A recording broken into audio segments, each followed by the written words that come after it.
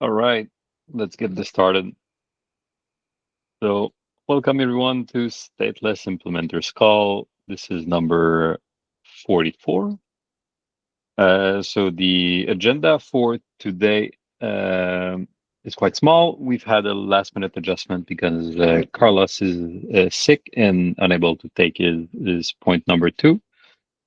So, we just have 2 points on the agenda today, starting with team updates, followed by compression expiry, which is something that Guillaume wanted to talk about.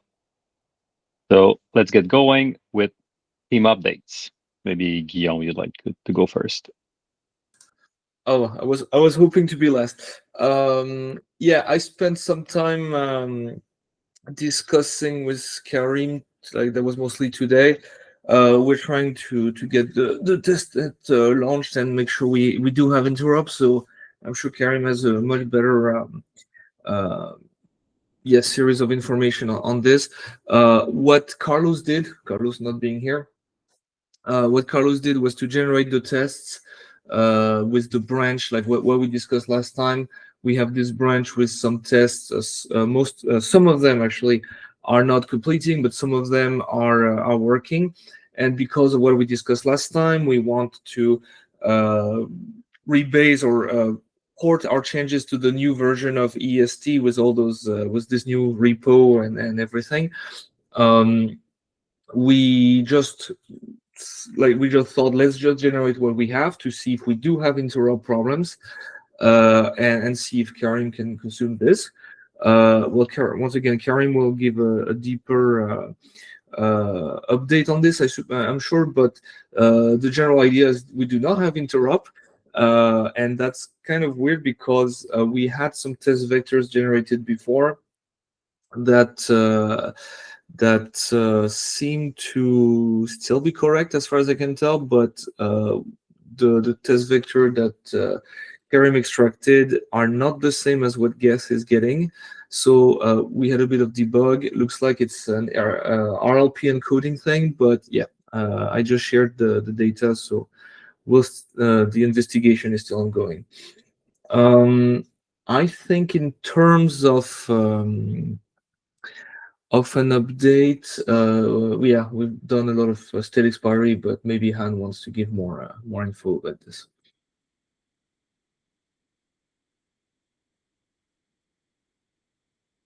And maybe you want to take it forward, or Kareem. Yeah, I can. So for the moment, still investigated, so I don't really have more information. But yeah, I received the dump from Guillaume, so I need to look why it's different. Yeah, don't really have more information. I saw that Guillaume, you said it's therapy encoding issue, so I still have to look. On the transition side, we had a meeting with Thomas, so we are trying to see how Thomas yeah, can help on this subject also, because it's moving forward but not really fast. So yeah, we will see if Thomas can help also on this subject and what we can do also when we have the transition, maybe to measure the impact regarding the size database, the performance, etc. It will be really nice when the transition will work to have all of these metrics. So it's also something we want to do after the transition feature implementation. So yeah, this is mainly the update on our side. So for the next step, yeah, is trying to have the interrupt between get and bezu for the binary tree. Perfect. So the discrepancy that you guys have encountered is between Get and Bezu. Yes. Good. And then have you had the chance to test with other clients, or is it those two that are impacted? I don't know if we have other clients with binary tree. You maybe you know, I don't know. Yeah. I don't know. Last time I talked to Tanish, that was a few weeks ago. I'm trying to remember exactly what he said, but basically, maybe Lukash knows. Yeah, I think it's been mostly on the back burner. And yeah, he wants to do it eventually, but I think he also wants us to make some progress to see if it's worth the time. Good. All right. Thanks, Karim. Anyone else on for team updates?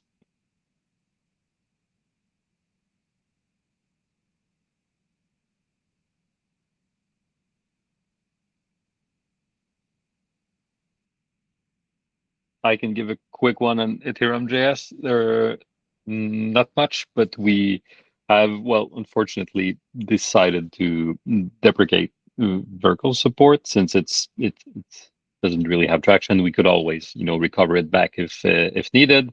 Yeah, I had been the one working on it, and I was the one to also remove it. So it's a bit always a bit of a sad thing. But we're still keeping in definitely binary trees, although our initial plan to support as a stateless client is not, feasible in the medium term. So it's still up for debates, like in what fashion we're going to be able to help. Probably not as an actual client, but could help, run blocks and some test vectors. So that's it for us. Were there? Yeah, Han. Sorry, I just wanted to give my updates, but Sure. maybe I'll let you finish first. Yeah. Oh, I was finished. I was gonna open it for others. All right, thanks.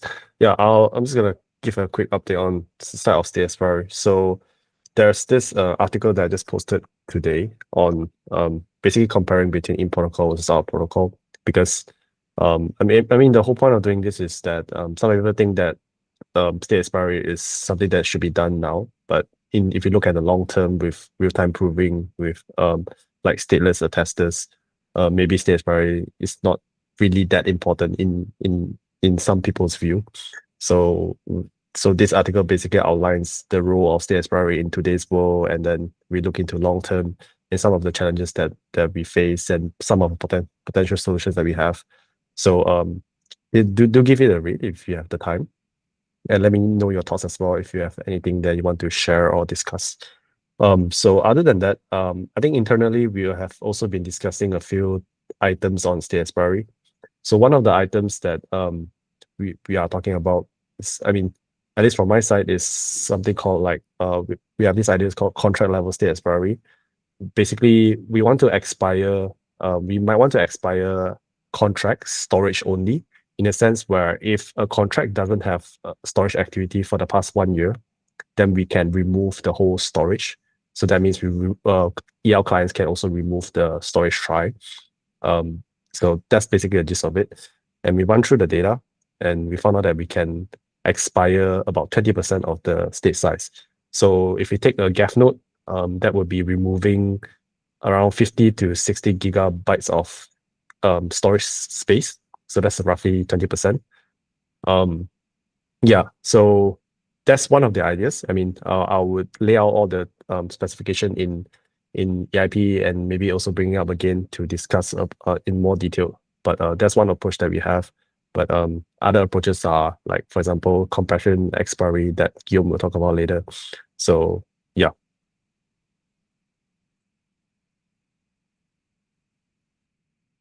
Good. I'll piggyback another update on that topic. That's something I'm focusing on. Had a discussion with Guillaume, and we'll create a survey that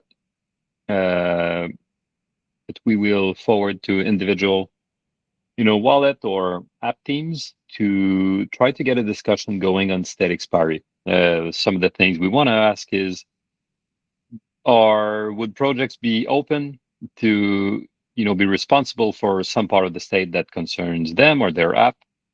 What would that look like? What are the costs associated with that? What would be the potential incentives that they need to make that happen? We want to get the discussion going with these teams, as soon as possible, and not just, push something that eventually gets, pushed back or, support by teams. We want to bring them to the discussion. They might have some great ideas to contribute as well. So I'll be focusing on, first getting in touch with all these teams and writing the survey in parallel, and I'll share it with you guys on Telegram whenever that's ready for a review.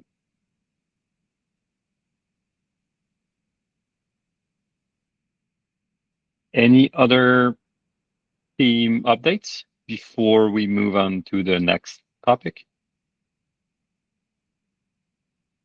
I don't. I assume it's not a stateless specific update, but maybe Mario can tell us. What's the progress of that rebase? See how far. Okay. See, so that we can guess how far away we are from using the new structure. By rebase, you mean the process of welding, Ilsanias? Exactly. Sorry, the welding. Yeah. Still in progress. We are looking forward to trying to complete most of it this week. It's in a good spot, but I would say that at the very least this week, and probably the next one should be like when we're finishing things up. So yeah, it's still a work in progress, basically. Nice. So once this is done, this is when we can try to plug in the. I think Carlos said he would do it. Try to plug in the binary tree inside that thing, and try to fill the test from there. Yeah, that sounds about right. Carlos will probably need help from us to make sure that everything. I mean, because many things are changing in the repository, but it shouldn't be that complicated. But anyway, we'll try to give him support so he can finish this part after we weld it. Yeah.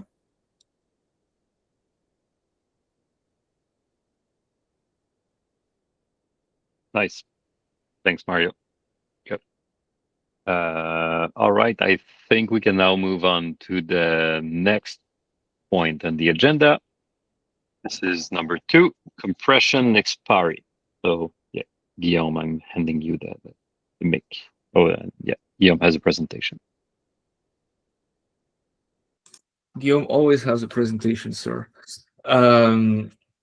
Yeah, so this is an idea we've been talking about. It's pretty early. The whole point is to collect early feedback. For your information, I am currently writing an article about this. It's currently in a pretty ugly state, so I don't want to make it public just now. But if you are interested in the topic and you want to provide better feedback, I can always invite you to the note. Simply yes. I think I need a few more days to get it to an acceptable state. So we have this thing called compression-based expiry, and the name is perfectible, but the idea is the same as the ancient store for blocks. So this is what we did in Geth, and I'm sure other clients did exactly the same thing.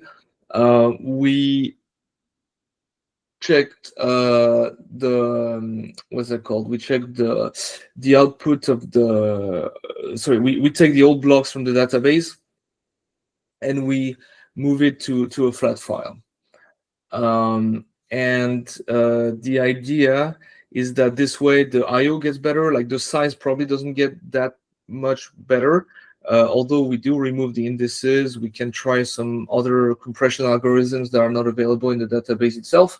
But yeah, it's like the idea is to at least get rid of one of the issues of database of putting a lot of data in the database, which is the speed of reading.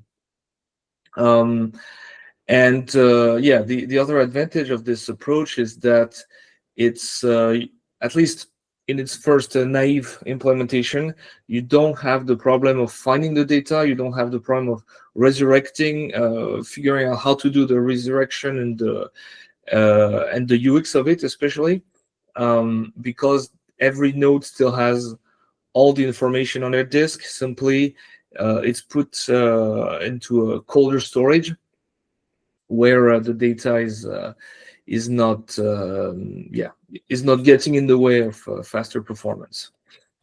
So yeah, as always, there's a weird diagram representing the state. So in the first version, something that I haven't written, but in the first version, we would only expire accounts.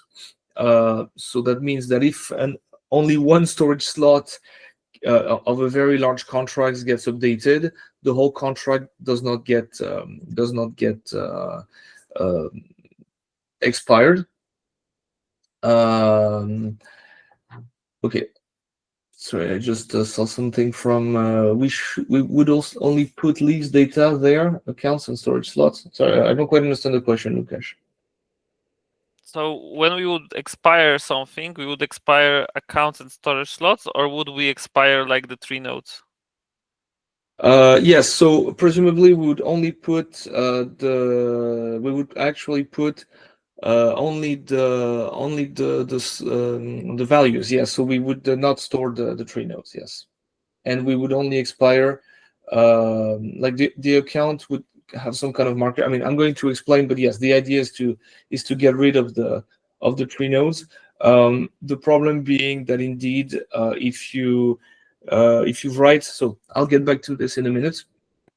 But yeah, the idea is to remove the 3 nodes unless we can't just do it. Anyway, so yeah, like just explaining the full thing.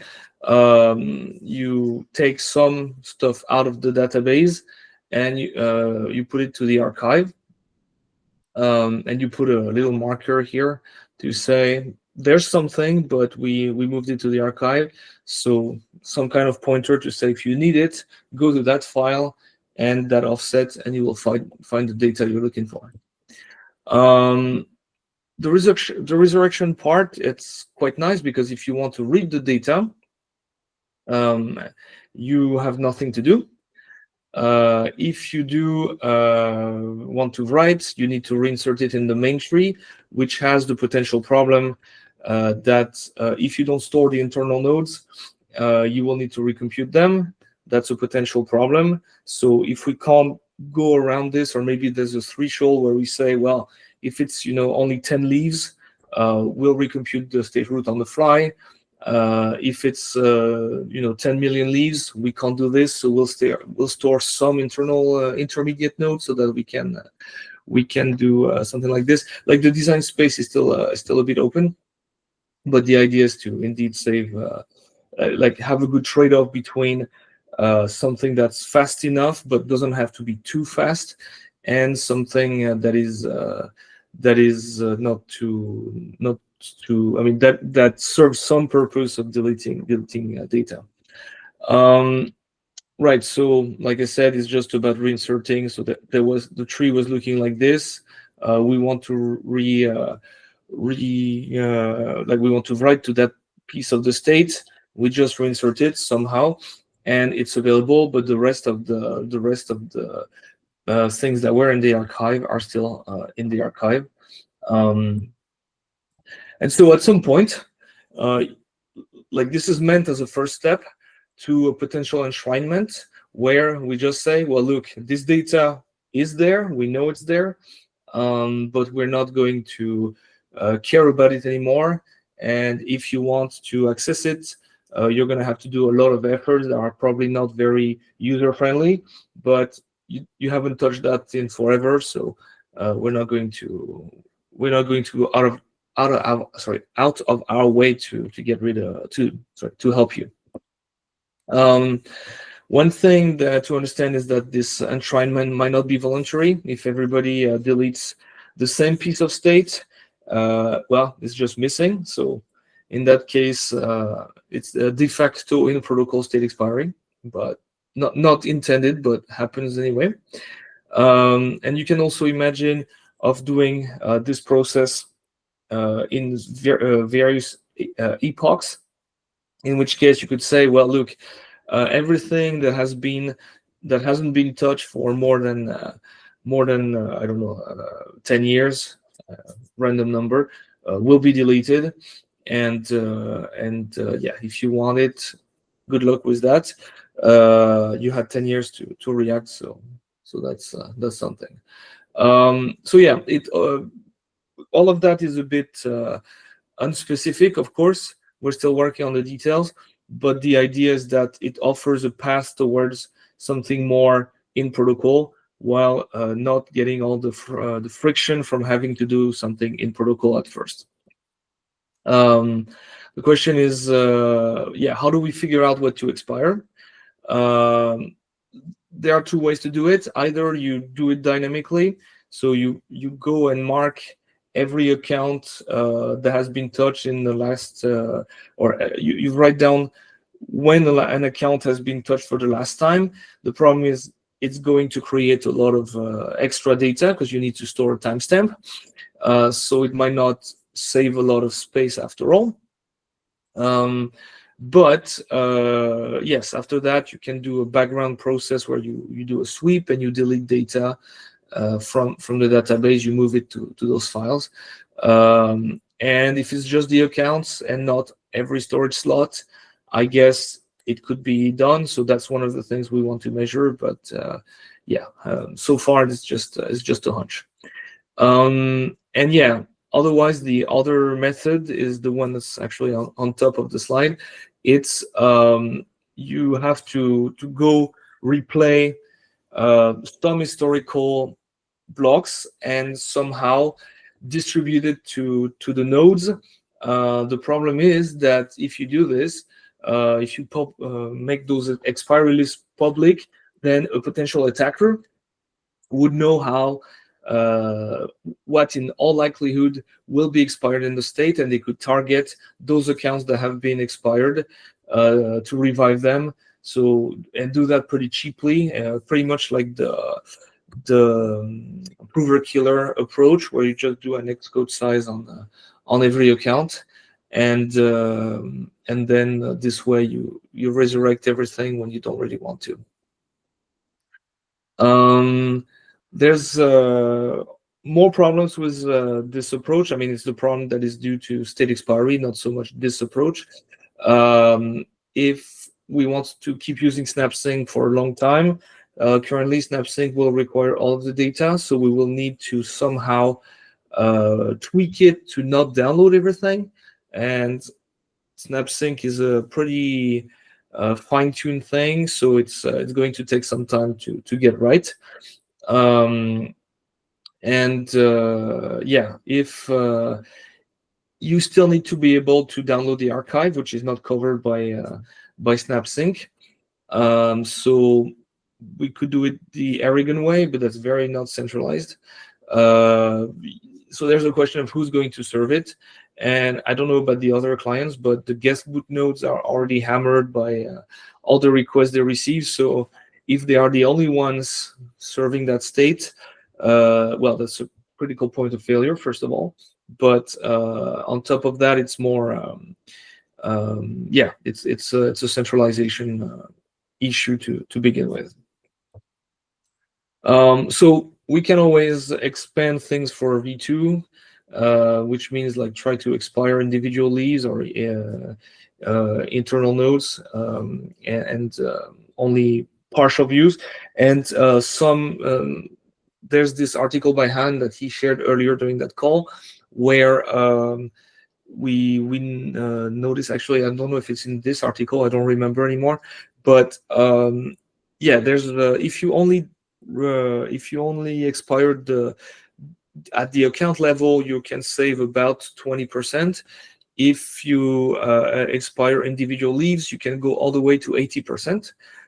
So the benefits from doing this would be much more significant.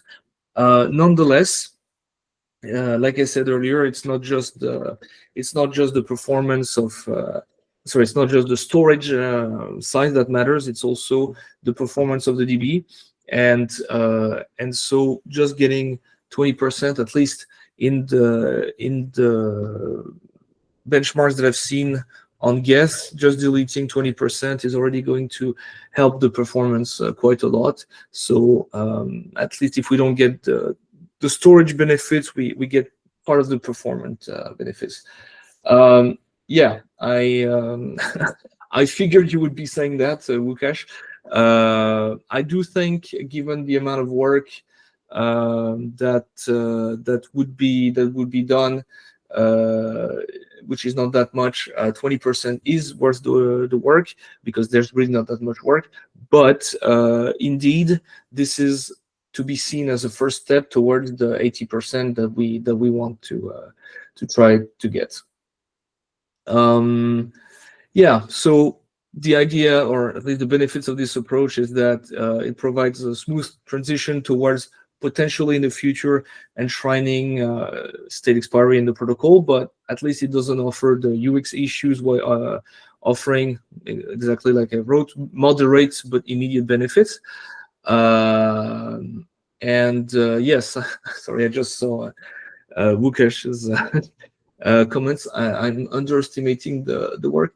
I don't know. I mean, okay, we just have to implement it to see to get the final word on it. But I don't think I am underestimating it.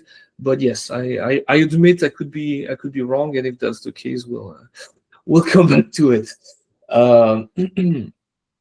Anyway, yeah. So what I wanted to say is it's forward compatible. So like I said, we want to get 20% right off the bat, and 80% later when we learn. Yes, like the end goal is that we still have to figure out the UX issues, which has been bogging down state expiry for a while. So at least I would say that's a good step in the right direction. But yeah, like I said, there's plenty of discussions to have.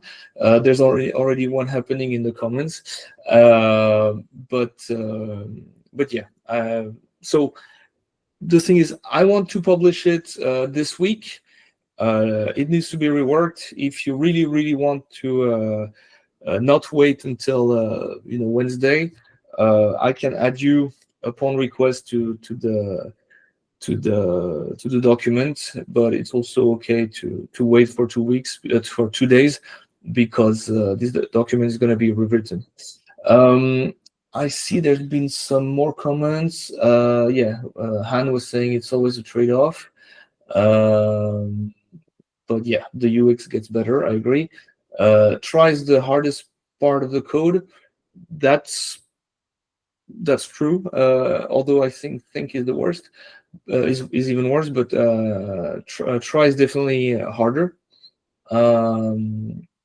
But yeah, I don't know. We've been dealing with tries for a while, so we're just willing to give it a shot and see what happens.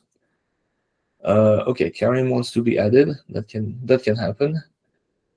And yeah, that's pretty much it for the presentation. So if you have questions, I'm happy to take them. Otherwise, we end it there. Yeah, thanks, Guillaume. And yeah, we can share with others the documents once you publish it. So just as a small recap, so this would be more like an out of protocol specification, but would there be an in protocol change related to like how much when you're trying to write to very old, like expired storage, there would be an increase in gas costs associated with that, right? Yeah, so if it becomes in protocol, because if it's out of protocol, there's nothing you can do. But the idea is to slowly turn it, and assuming it's worth it. So once again, I'm not saying I have all the answers on this one. But if it turns out to be indeed worth it in terms of performance, we could say, well, this is good enough that we want to enshrine it, so move it in protocol. And this way, if you do want to recover it, we could increase the gas costs, which are going to increase anyway. If you follow EIP 8037 or 8038, I forgot. And so yes, to be able to resurrect, you could make it an in protocol gas cost. And in fact, that offers a way to do soft in protocol state expiry, because you could simply say, add some kind of mechanism to write down what hasn't been used in a long time. And if you see that you're writing to such a location, you could already increase the gas cost. So you're not formally enshrining state expiry, but you're signaling that you're touching state that is a bit old. So yeah, it opens a few things.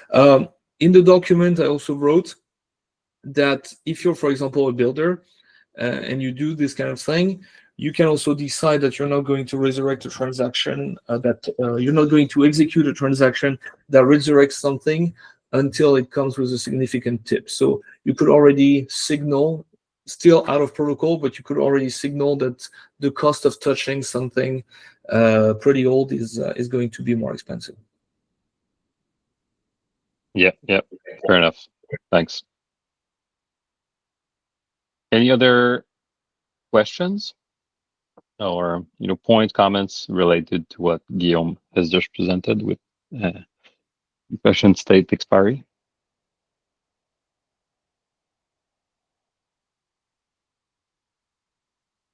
All right, so it sounds like we're going to wrap this up early. Yeah, so unless anyone has objections, I'm just going to call this off now. So thanks everyone for joining. This was Stateless Implementers call number 44. And yeah, I'll be sharing a summary to the Stateless book, as well as we'll be publishing a Twitter thread sometime this week or the next. So yeah, thanks again, everyone. Thanks. Take care. Thank you.